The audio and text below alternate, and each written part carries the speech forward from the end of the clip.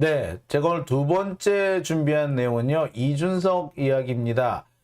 이준석이 낸 그 국민의힘 비상대책위원회 결정 효력 정지 가처분 신청이 받아들여졌습니다. 서울 남부지방법원에서 받아들여졌죠. 자, 이로써 국민의힘은 아주 엄청난 혼동 상태에 빠지게 됐습니다. 지도부가 없을 뿐만 아니라 누가 지도부를 맡아야 되는지도 지금 애매한 상황이 되어버렸어요. 이 수습이 안 될 겁니다. 자, 문제는 이 상황을 이끌어낸 이준석의 행보죠. 마삼중 이준석. 과연 다음 행보가 어떻게 될 것이냐. 계속 흔들어대면서 윤석열한테서 자기가 얻고자 하는 것을 얻어낼 것이냐. 아니면 여기서 적당히 타협을 할 것이냐. 혹은 탈당 혹은 신당 창당, 그게 아니면 윤석열을 몰아내는 것까지 염두에 두고, 그러니까 분당까지 염두에 두고 쭉 밀고 나갈 수도 있을 것 같고요. 어떤 선에서는 조금 적당히 타협하지 않을까라는 그런 견해들도 있습니다. 자, 과연 어떻게 될까요? 하나하나 좀 짚어볼게요. 자, 먼저 이준석의 손을 들어준 법원. 자, 사실 이 법원이 이준석의 손을 들어줄 것이다 라고 사실 별로 생각을 못했습니다. 왜냐하면은 법리상으로 보자면은 이준석 편을 들어줄 여지가 너무너무 많아요. 이준석 말이 맞아. 이준석 말이 맞는데, 우리나라는 전통적으로 정당의 이 내부 사정에 대해서는 사법부가 개입을 하지 않는 방향으로 판례가 형성돼 왔습니다. 이 사법부가 정당 내부 문제에 개입한 사례는 제가 기억하기로는 두 번이 있어요. 옛날에 통합진보당의 그 비례대표 의원을 선출하는 그 비례대표 경선 부정 사건 때, 그때 공권력이 개입했고 사법부가 개입을 했었습니다. 그게 한 가지가 있고요. 근데 그거는 사실은 그 통합진보당 해산과 좀 이어지는 문제였기 때문에 어떻게 보면 좀 그때도 당시 보면은 문제가 있긴 했습니다만 공작의 냄새가 너무 많이 났죠. 그래서 이 통합진보당 거는 좀 예외로 두고요. 그 다음에 또 한 가지가 뭐냐면은, 여러분 저기 김무성이 옛날에 옥새 들고 나르샤, 김무성 옥새 들고 나르샤 그 사건 기억하시죠? 그 사건 때 법원이 개입한 바 있습니다. 제가 기억한 거는 이 두 가지밖에 없어요. 그런데 지금까지 법원이 분명히 이게 잘못된 것이고 사법부가 개입을 해서 바로 잡아줘야 되는 사건임에도 불구하고 이거는 아니야, 우리가 개입 안 할래 라고 했던 것은, 아까도 말씀드렸듯이 사법이 정치의 영역에 너무 심하게 관여하게 되면은 사법이 정치화되면서 이 독립성을 잃을 수 있다는 우려 때문에 그런 거예요. 이게 우리나라 사법부의 전통적인 어떤 방향이었습니다. 근데 이번만큼은 뭐다? 그거는 그거고 이거는 너무 심했어. 이준석 말이 맞아라고 이준석 손을 들어줬습니다. 자, 어떤 내용이었느냐? 오늘 나온 얘기로 보면 그래요. 1심 결과가 나올 때까지 국민의힘의 비상대책위원회는 직무를 정지한다. 까지죠, 까지. 이게 오늘 법원의 핵심 결과입니다. 결정입니다. 오늘 나온 법원 결정의 핵심 내용입니다. 1심 본안 결과가 나올 때까지 비대위의 직무 집행을 정지한다. 그렇게 판단한 이유는 이준석을 당대표로 뽑은 당원들의 권리가 침해됐기 때문이다 라고 얘기를 했습니다. 자, 이로써 국민의힘은 지도부가 공중분해돼 버렸어요. 갑자기 오늘 없어져 버린 거예요. 지금 주호영이 비대위원장이 돼 있는데, 비대위원장으로서 이제 더 이상 직무를 할 수 없습니다. 지금 항소를 했잖아요. 항소를 했는데 항고를 했군요. 항고를 했는데 이 항고도 과연 적절한 항고인지 의심이 됩니다. 왜? 비대위 직무가 정지가 됐잖아. 직무 집행 정지. 그런데 항고는 누가 해야 돼? 비대위가 해야 돼. 그러면 직무 집행이 정지된 비대위가 항고는 할 수 있어? 못해. 더군다나 이 사건의 당사자를 누구로 했느냐면은 법원은 국민의힘이 당사자다. 국민의힘이라는 정당이 법인인 단체인 그 정당이 이 당사자이지 비대위와 주호영이 당사자가 아니다라고 해버렸어요. 그러니까 주호영이나 비대위가 다 항고장을 내면은 또 그게 효력이 없다 이렇게 나올 수도 있어. 복잡해지죠. 지금 국민의힘은 지금 패닉 상태일 수밖에 없어요. 더군다나 결정 이유가 당대표를 뽑은 당원들의 권리가 침해됐다라고 했기 때문에 이게 더 심각해져. 이게 뭐다? 절차상 하자가 있다는 게 아니라 절차는 냅두고 실체적으로 이미 문제가 있다. 실체적인 문제가 있다라고 딱 짚어버린 거예요. 그렇게 되면 뭐가 된다? 앞으로 골치 아파지킬 겁니다. 절차상 하자는 치유가 돼요. 다시 절차를 밟으면 돼. 그런데 실체적인 문제가 있다. 이거는 당원들의 권리를 침해한 거다. 비대위가 라고 했기 때문에 비대위 다시 못 만들어요. 이제 물론 이게 가처분입니다. 본안이 나와가지고 진짜 비대위가 정당한지 안 한지 판결을 내려야 돼요. 다시 정상적인 판결을 내려야 되는데 문제는 그 판결이 내릴 때까지 상당한 시간이 걸릴 겁니다. 아마 그 전에 이준석의 임기가 끝날지도 몰라요. 그러면은 사실상 이 재판을 할 의미가 없어지죠. 이준석은 앞으로 이 사건, 이 재판을 좀 질질 끌려고 할 거야. 왜? 결론은 안 나와도 지는 상관없거든. 끌 거예요, 질질. 국민의힘에서는 어떻게든 간에 이 사건을 빨리 끝내고 싶을 텐데 문제는 빨리 끝내고 싶어도 그것을 진행할 수 있는 지도부 자체가 존재 안 한다는 게 문제인 거죠. 골 때리는 상황이 된 겁니다. 자, 법원은 여기서 이런 얘기까지 해요. 절차적 하자는 없는데 이게 비대위는 비상대책위원회니까 비상이어야 되잖아. 근데 이 비상 상황이 아니야. 왜?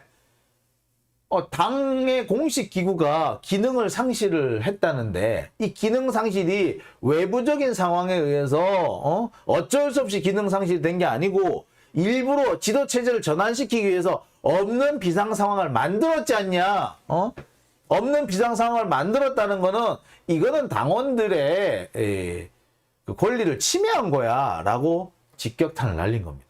이거는 사실상 누구를 한 방 먹인 거다? 윤석열을 한 방 먹인 거예요. 이거는 법원이 윤석열한테 야, 너 그딴 식으로 막 당 바꾸고 그러면 안 돼 임마 라고 한 방 먹인 거죠. 윤석열은 여기 이 상황이 이렇게 되었는데 이런 상황도 모르고는 원래 당과 정부를 합쳐서 행정부라고 부르는 거예요. 여당하고 정부를 합쳐서 행정부라고 부른대. 나 그런 얘기 생전 처음 들어봤다. 당은 당이고 정부는 정부예요. 여당이 정부를 구성을 하기는 하죠. 하지만 그 여당 그렇다고 해서 여당이 정부 그 자체는 아니고 여당과 정부를 한 묶음으로 둔다? 그 큰일 날 소리예요. 엄청난 위헌이야. 아니 윤석열은 자기가 검사로 몇십 년을 살았다면서 그런 기본적인 어떤 개념도 모르는지 놀랍습니다. 이건 헌법 이렇게 나갈 필요도 없고 법학 길게 갈 것도 없고요. 이건 진짜 로스쿨 1학년생도 아는 얘기예요. 아니 고등학교 때 사회 시간만 제대로 들었어도 이런 소리는 못하지요. 자, 게다가 이렇게 법원이 윤석열 한 방 먹이는, 아까도 말씀드렸죠. 지도체제 전환을 위해서 일부러 비상 상황을 만들었다. 지도체제 변환을 위해서 일부러 비상 상황을 만들었다. 라고 하는 이 말. 이거는 뭘 말하는다? 윤석열을 한 방, 정치적으로 한 방 먹인 건데, 자, 이렇게 법원이 윤석열을 대놓고 한 방 먹일 수 있던 배경이 있죠. 뭐라고? 여론을 가만히 살펴보니까, 윤석열한테 불리하네. 그래서 아마도 서울 남부지법 민사 합의 51부는 여론도 좀 살펴본 것 같아요. 뭐라고? 이준석이 낸 가처분 신청을 인용할 것이냐 말 것이냐 인용해야 한다는 의견이 12%. 예, 오차 범위 밖에서 훨씬 우위에 있는 거죠. 그럼 결국은 뭐라는 거예요? 인용돼야 한다는 의견이 압도적으로 많다는 거죠. 34%가 인용 안 돼야 된다, 기각돼야 된다라고 했지만 인용돼야 한다는 의견이 압도적으로 많다는 거예요. 이것도 분명히 재판부가 어느 정도는 감안을 했을 걸로 보입니다. 그러니까 대놓고 절차상 하자는 없는데 이 비대위를 만든 것 자체가 문제야 라고 딱 집어버리는 거죠. 이거는 여당에 대한 정치적인 정치적으로 부당한 정치적인 타격, 치명상을 입힌 거라고 해도 다 과언 아닙니다. 만약에 이게 그 영국이라든지 이런 내각제 국가에서 터졌으면 이거는 아마 내각 총사퇴 사안이에요. 솔직히 말씀드리면. 그렇잖아요. 내각제 같은 경우에는 그 당대표가 수상을 하잖아요. 국무총리를 하잖아요. 그런데 그런 체제가 되는 그 내각제 체제 하에서 당대표를 지들 멋대로 막 바꿨다고 생각해봐. 그래서 그 자체로 이미 문제가 되는데 그게 법원에 의해서 야 원상복귀 이렇게 됐으면 예, 수상이 바뀌는 거잖아. 근데 수상이 좀 바뀌면 돼? 예, 내각 총사퇴를 바뀌는 거죠. 이렇게 되면 당대표가 여당 대표가 수상이잖아요. 내각제 국가에서는. 근데 수상이 막 바뀌는 상황이 돼. 법원의 판결로 확 바뀌어버렸어. 그러면 이게 말이 돼요? 그냥 내각 총사퇴예요. 이렇게 되면. 제가 내각제 국가라면 아마 그렇게 됐을 거다. 그렇다고 제가 내각제가 좋다는 얘기를 하는 거는 아닙니다. 예. 오해하실까 봐 제가 미리 말씀드렸는데 내각제 좋다는 얘기는 아니에요. 하여튼 그렇다. 자, 문제는요. 그래, 좋아. 그렇게 됐다 쳐. 그럼 이제 앞으로 국민의힘은 어떻게 되는 걸까요? 자, 문제는 우리가 좀 궁금한 거는 그거죠. 이준석이 복귀를 했든 그다음에 그 판사가 어떻게 말했든 다 중요한데 좋은데 진짜 우리가 알고 싶은 거는 그래서 앞으로 국진당은 어떻게 되는 거야? 라는 부분이겠죠. 자, 이 부분이 이것도 참 재밌습니다. 왜 재밌느냐? 일단 이준석은요. 지금까지는 전 대표, 국민의힘 전 대표 이준석 얘기했잖아요. 이제 전 대표 아니에요. 현 대표예요. 현 대표. 예. 당권은 정지가 되겠지만 징계 취소 소송은 아직까지 이게 결론이 안 났으니까 당 대표로서의 자격은 유지가 되고 권한을 행사할 수 없는 상태 됩니다. 야, 이거 되게 재밌죠. 자, 가장 핵심 포인트가 이거예요. 이준석의 당 대표 직책은 유지가 되는데 당권은 정지되는 거야. 그럼 당 대표가 있긴 있는데 일을 못한다는 얘기죠. 이게 이제 사고 상황이라고 하는데 그렇게 되면은 자, 누가 들어서야 되느냐면은 권성동이 권한 대행 체제를 하는 것이 맞습니다. 주호영 비대위는 기능을 상실할 거고, 자, 이준석은 당대표 직책은 유지하는데 당권을 행사할 수 없고, 주호영 비대위는 기능을 상실해버렸고, 이제 폐지가 돼야 돼요. 스톱! 그렇게 되면 뭐가 된다? 권성동이 대표 권한 대행을 하게 됩니다. 자, 그런데 아시다시피 지금 권성동이 어떤 상태야? 핸드폰 요걸로 해가지고 지금 살짝 밀려난 상태잖아요. 윤석열한테 한 방 찐빵 먹은 상태잖아. 그렇기 때문에 권성동이 과연 리더십을 발휘할 수 있느냐? 쉽지 않을 겁니다. 리더십 발휘는 쉽지 않을 겁니다. 자, 그럼 뭐야? 당대표는 있는데 일을 못해. 비대위는 기능이 정지가 됐어. 원내대표는 이제 권한 대행이 되는 건 맞는데 실제로 이 사람도 리더십이 또 강력하지는 못해. 한마디로 지도부 공백 상태. 여기도 무정부야. 이렇게 되면 어찌 된다? 내년 초에 이준석이 복귀할 가능성도 배제를 못합니다. 야, 이렇게 되면은 재밌겠다. 그렇죠? 예, 정말 황당하고 어처구니 없는 상황이 생기는 거예요. 아, 손혜자님, 셋 다 비호감. 그렇죠. 이준석, 주호영, 권성동 다 비호감이죠. 예. 소정님, 경정부를 저지할 수 있는 건 이재명 의원이 당대표가 돼서 강한 민주당이 되는 겁니다. 예, 저도 그렇게 생각합니다. 파란말님, 체리따봉. 네, 하셨네요. 상식적으로 해라. 아, 맞네. 딱 궁예골 나겠네요. 예, 맞습니다. 궁예골이 납니다. 가을날님, 너무 웃겨요. 자유부인님, 주호영이 팽 아닌 팽을 당했구나. 화낼만 했네. 그렇죠. 예. 김영필님, 국진당 개판된 거지. 예. 그렇습니다. 추더무님, 김종인 다시 데려오려나? 그래서 김종인을 다시 데려오는 것도 지금으로서는 쉽지 않습니다. 왜? 권한대행 자체, 비대위 자체를 만들면 안 된다가 돼버렸잖아요. 절차상 하자가 있다 그러면은 절차를 다시 밟아가지고 뭐 김종인을 데리고 오든가 누구를 데리고 오든가 할 수 있어요. 근데 비대위를 만든 것 자체가 잘못이다 라고 해버렸죠. 일부러 억지로 안 만들어도 되는 비대위 만들고 그럼 되나? 일부러 당대표 쫓아내려고 안 만들어도 되는 걸 억지로 만들었어? 그럼 이건 안 돼. 당원에 대한 권리 침해야 라고 한 거예요. 이거는 절차를 다시 밟을 수도 없어요. 절차를 다시 밟을 수 없기 때문에 김종인을 데리고 올 수도 없어요. 비대위를 만들 수 있어야지 김종인을 데리고 올 거 아니야. 그죠? 네, 그렇게 된 겁니다. 야, 이거 재밌게 돼가는 거죠. 아, 묘합니다. 예. 어쨌거나 이 국민의힘 앞으로 어떻게 될지 좀 지켜봐야 되겠어요. 근데 문제는 제가 아까도 말씀드렸지만 이게 앞으로 상황이 이렇게 됐는데 이준석은 그럼 어떻게 할 거냐? 이준석이 그러니까 지금 국민의힘을 완전히 스톱 시켜놨잖아. 야, 움직이지 마, 까불고 있어. 한마디로 박살을 내놨어. 그러면 이준석은 이 상황에서 어떻게 될까?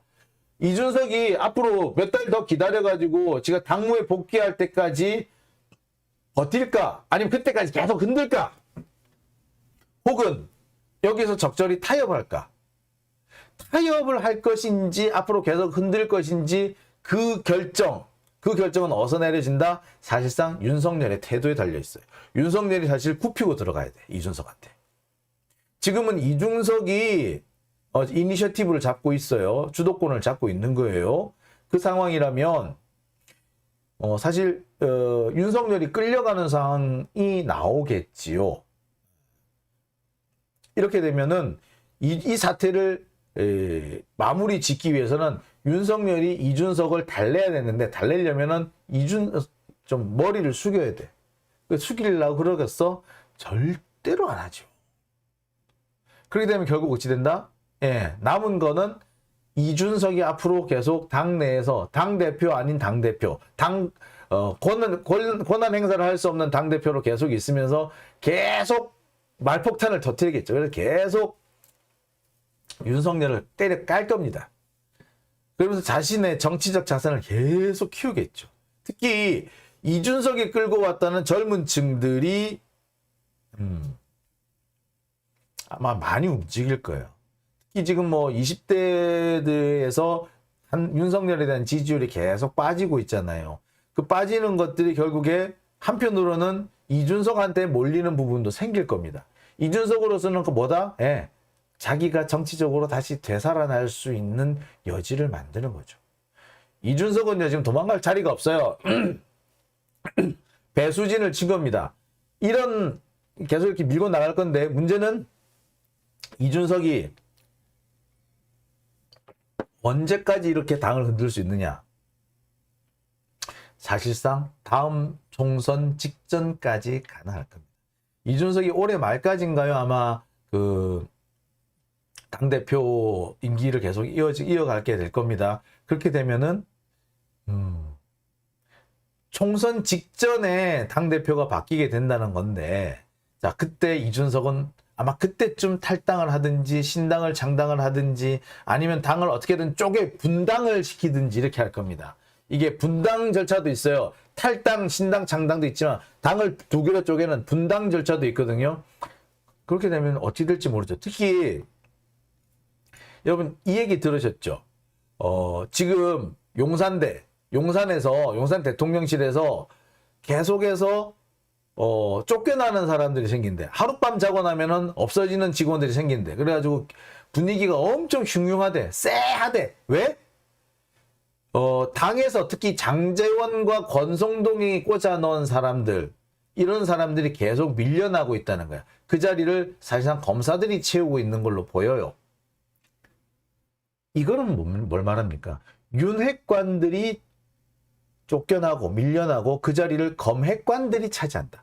윤핵관 사라지는데 검핵관이 들어오는 거야. 그럼 윤핵관들, 권성동, 장제원 가만히 있겠어? 절대로 가만 안 있지. 그 사람들, 윤핵관들이 갑자기 이준석하고 편을 먹을 가능성 있죠. 우리 같으면 안 하지.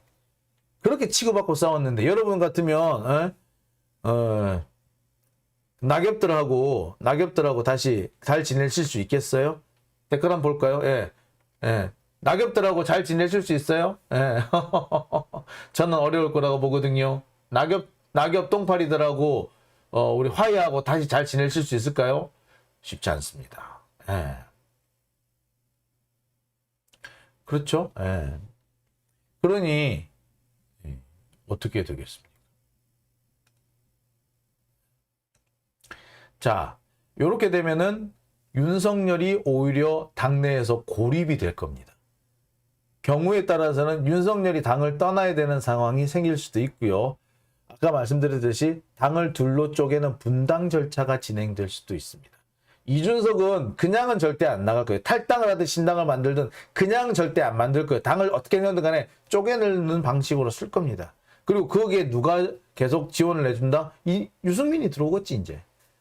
그리고 차기 당대표로 누가 지금 제일 인기를 끌고 있다? 누가 지지율이 제일 높다? 유승민! 유승민이 지금 차기 당대표로 상당히 지지율이 높아지고 있어요. 그러면 이준석 다음에 누가 들어온다? 예. 유승민이 당대표를 한다. 그럼 어찌 돼? 윤석열이 떠야 될걸? 당을 쪼개든가? 자, 그럼 이게 정말 재밌게 되겠죠. 총선이 재밌을 겁니다. 아니, 총선 가기 전에 윤석열이 자리를 계속 유지할 수 있을까요? 쉽지 않을 겁니다. 야, 요거 앞으로 한번 보겠습니다. 이게 이준석이 단순히 이번에 재판에서 이기면서 자리만 보존을 한 게 아니라 이 전국 자체 흐름을 완전히 바꾸어 놓게 될 겁니다. 그렇게 됐어요. 근데 제가 이렇게 설명을 드리면서 참 씁쓸한 게 민주당에서 왜 이렇게 하는 사람이 없지? 왜 우리는 맨날 다른 사람을 찾아보면서 와 잘한다 이래야 되죠? 이준석만큼 왜 전투력 있는 사람이 없을까? 이준석 하는 것처럼 아니 반이라도 좀 따라가는 사람 없나?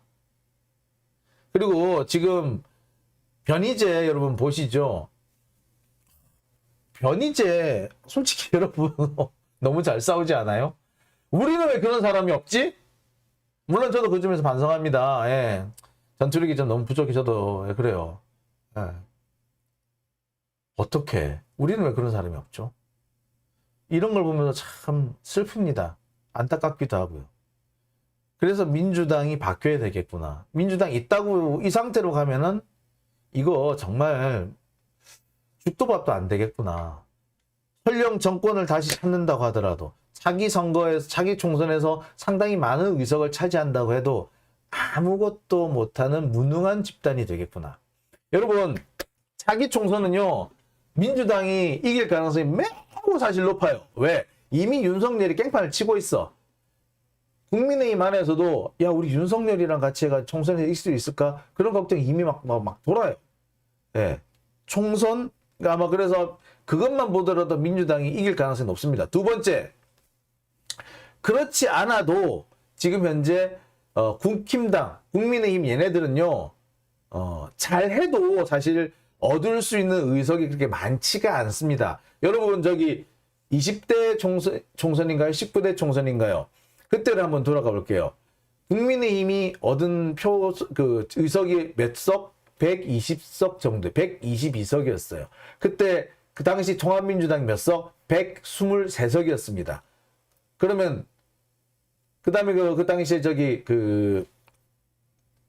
국민의당 안철수랑 뭐 주승용이랑 박지원이랑 해서 떨어져 나가지고 만들었던 그 국민의당 있었죠. 그 당시에 그때. 예. 그 국민의당이 40 몇 석인가 47석인가 8석인가를 또 냈어요. 그래서 전체적으로 보면은 여당이 122석인데 예. 민주당하고 국민의당하고 합치면은 이미 그것도 180석 가까이 됐었어요.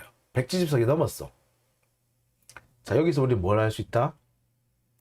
이미 그 지금 현재 민주 진영 이쪽, 그러니까 하여튼간에 민주당이 얻을 수 있는, 민주당이 분열되지 않았다면 얻을 수 있는 의석이 전부 다 몇 석? 170석은 기본으로 깔고 시작하는 거예요. 벌써 이미 그 상태. 그래서 이미 그 민주당이 이기는 건 거의 기정사실인 거예요. 그러니까 수박들이 뭐해? 안 해도 이길 것 같은데 굳이 뭐 할 필요가 있어? 그냥 우리 저기 윤석열이 깽판 치도록 지켜보자. 지켜봐도 돼. 뭐 개혁이야, 개혁은. 아이, 시끄러. 이재명 하기는 뭐래? 이재명은 합니다. 안 해도 된다니까. 라는 식이 되는 거예요. 그러니까 얼마나 무능하겠어. 이렇게 되면은 근데 그렇게 170석 뭐 180석 아니 뭐 일당 하면 뭐 하라고 일을 못 하는데 개혁이 안 되는데 그래서 우리가 많은 사람들이 이재명 당대표를 이렇게 애타게 원하고 있는 거죠. 부들부들님, 민주당은 아직도 조국 전 장관님한테 사과하라고 조국 때문에 선거 졌다고 난리치고 있습니다. 그저 이재명 의원한테 희망 걸고 있습니다. 예, 많은 분들이 사실 그런 생각들을 하세요. 근데 좀 그런 생각하면은 좀 화나죠. 답답하기도 하고요. 오늘 제가 두 번째 이 얘기는 여기까지 하고요. 다음 순서로 넘어가겠습니다.